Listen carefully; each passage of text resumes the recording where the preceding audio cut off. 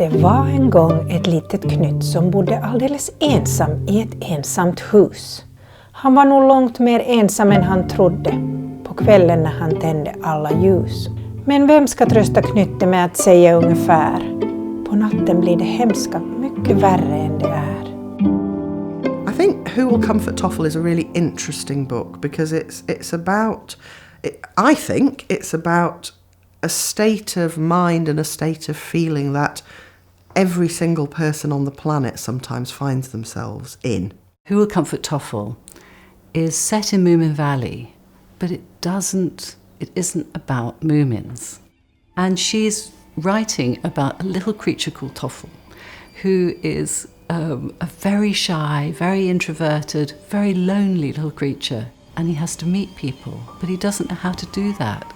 I first read it and I wasn't a Toffle and I was feeling fine, but I could identify with that sense of there are people around, but I still feel a bit like as though I'm not part of things. And I guess it's just that sort of feeling of alienation, slight discombobulation, not quite sure where you're going and what's going to happen along the way.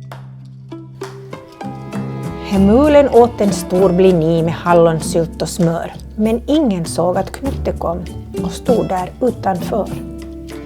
Men vem ska trösta knyttet med att säga som det är? Stig in och säg god afton så att de ser att du är här.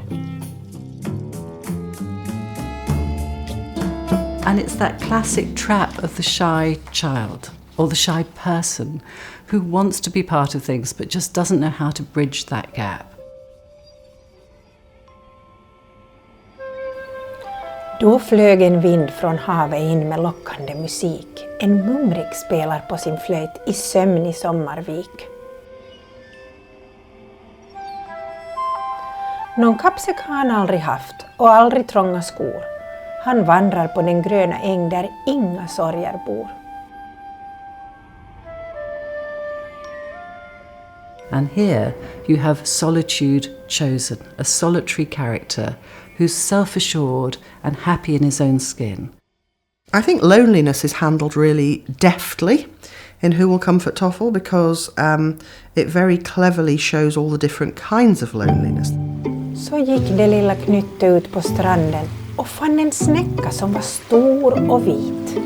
Han satte sig försiktigt ner i sanden och tänkte, så skönt att jag kom hit. But he finds himself on this beautiful beach and he finds this beautiful shell and he can't enjoy it because he's lonely, because he's got no one to show this shell to, and it's heartbreaking to be in something so beautiful but without being able to enjoy it, and that's the sort of depression of loneliness. And then comes the change, which is he finds a bottle. A bottle is floating along the sea and it's got a letter from a miffle. Men ute i Atlantens svarta vatten en ensam flaska låg och drev och drev. Den flöt i land på udden fram på natten och inne i den låg ett litet brev. Jag är så rädd för morgons tjut och jag har ingen vän. Jag känner mig så övergiven, nu sjunger jag. Försök att lite trösta mig om du är stark och snäll. Jag är ett mycket litet skrutt och det är nästan kväll. That's what spurs Toffle into action, really.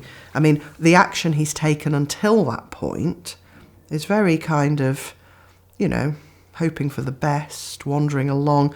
And Toffle on a mission is a different creature. Toffle has a purpose in life and he has to go and find Miffle and save her. And it's that connecting with a meaning to his life and somebody else that he can share it with that makes all the difference. That's actually when he becomes okay. That's when he's saved, really. It's quite interesting. I think what the story shows us is that it's not the achieving of the goal and the getting of what you want that saves you. It's realizing that you have a mission and that you're prepared to do it and you're going to go for it, and the striving and who you have to become to even stand a chance of accomplishing it, that's when you're okay.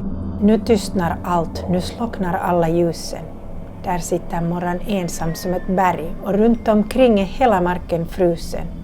och själva månen tappar all sin färg. Och Knyttet sa, det här blir inte lätt, för morgon är det värsta jag har sett. Först piggade han upp sig med en arg och krigisk dans. Sen högg han sina tänder djupt i morgons kalla svans. And this tiny creature is stamping in fury. He learns that the way to overcome fear is to just get angry. And he stamps in fury and makes a jump at this fearsome groke and bites him on the leg. And that's incredible. How can a little toffle do that? For as long as one is waiting and hoping for something external to come along and solve your problems, generally things are not going to improve. But in Who Will Comfort Toffle, what's so interesting is that eventually Toffle starts to take action. And even at the beginning, pretty soon he at least goes somewhere and he talks to people and he moves forward. The more he's willing to just soldier on, even though he's outside of his comfort zone, the closer he gets to good things happening, and then eventually good things do happen, and he's been instrumental in making them happen.